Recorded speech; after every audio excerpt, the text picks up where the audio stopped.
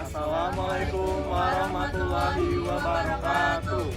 Perkenalkan, kita dari kelompok 12 dengan saya Prasanta Zekir dengan NIM 2301050502.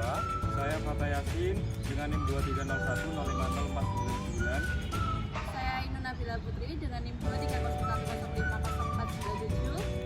Saya Esa Putriana dengan NIM 2301050486.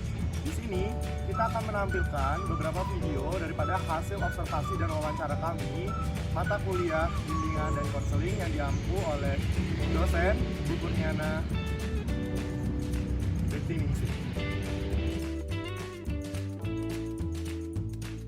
Yang sering terjadi masalah terkait ya iseng-iseng, entah itu iseng dan yang lainnya terkait karena sudah mengenal laki-laki dan perempuan. Ada seperti benih-benih rasa saling suka antar teman laki-laki ataupun perempuan, dan anak-anak masih belum bisa membedakannya antara itu harus dilakukan, itu harus dipendam, itu harus bagaimana. Nah, menyikapinya itu masih belum bisa. Itu yang pertama. Kalau yang kedua, tapi juga ada juga anak yang kenakalannya itu masih walaupun sudah kelas tinggi tapi kenakalannya masih terlalu kanak-kanakan menurut saya, terlalu hiperaktif gitu loh, sehingga mengganggu teman yang lainnya.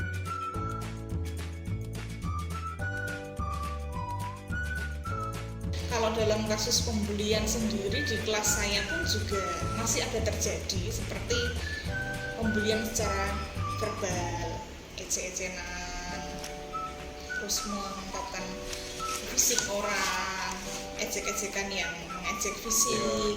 Kalau secara fisik pernah terjadi, ada laporan memang, tapi tidak terjadi di lingkungan sekolah. Waktu itu posisi anak-anak sudah pulang, tapi baru terungkap dan baru itu setelah anak-anak bercerita gitu. Tapi kejadian tidak di sekolah, dan memang rawan yaitu terjadi di sekolah karena sekali lagi walaupun anak-anak sudah bisa membedakan ini perbuatan benar dan yang salah, tapi terkadang masih kalah dengan keegoannya masing-masing, masih belum paham juga arahnya emosinya dia dibawa kemana, itu masih belum bisa juga mengarahkan, atau terbawa dari lingkungan rumah yang menerapkan keras ke dia, atau bagaimana akhirnya dilampiaskan di sekolah juga ada.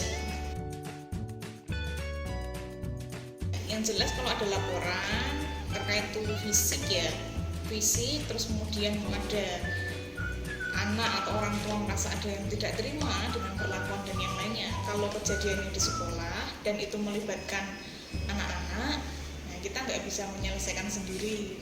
Kita harus, karena kita sudah punya kesepakatan dengan komite, dengan paguyuban bahwa segala sesuatu yang terjadi di anak itu harus diperantarai antara dari pihak sekolah dan juga orang tua. Jadi orang tua satu harus perlu tahu dulu, kemudian didatangkan, lalu dicek dulu kronologinya itu bagaimana, asal mulanya bagaimana, saksinya menyebutkan seperti apa, kalau perlu direka ulangkan adegannya itu seperti apa. Jadi betul-betul mendapatkan sumber yang valid dulu. Lalu dari kedua pihak orang tua bagaimana, sehingga harapannya bisa terselesaikan secara keluargaan dan si anak ini paham untuk tidak mengulangi lagi perbuatannya. Dalam kelas, kalau saya tentatif ya, artinya jika memang ada hal yang mendesak perlu saya sampaikan, ya saya sampaikan di awal pembelajaran. Sebelum dimulai pembelajaran saya minta waktu anak-anak 10-15 menit untuk refleksi, evaluasi. Tapi tentatif, artinya tidak selalu setiap pagi itu tidak, tapi tentatif dalam artian jika memang ada hal yang mendesak dan perlu disampaikan ke anak-anak saja. Kalau untuk secara pribadi, jika ya anak yang membutuhkan bimbingan, itu biasanya saya panggil orang tuanya secara pribadi, menghadap secara pribadi di ruang kantor, ya tidak di depan anak-anak, itu tidak. Anak-anak jika perlu bimbingan pun juga tidak saya samakan dengan anak yang lain karena kan kondisinya berbeda. Saya sendirikan dulu, saya ajak komunikasi dulu, kalau perlu dihadirkan orang tua baru saya hadir.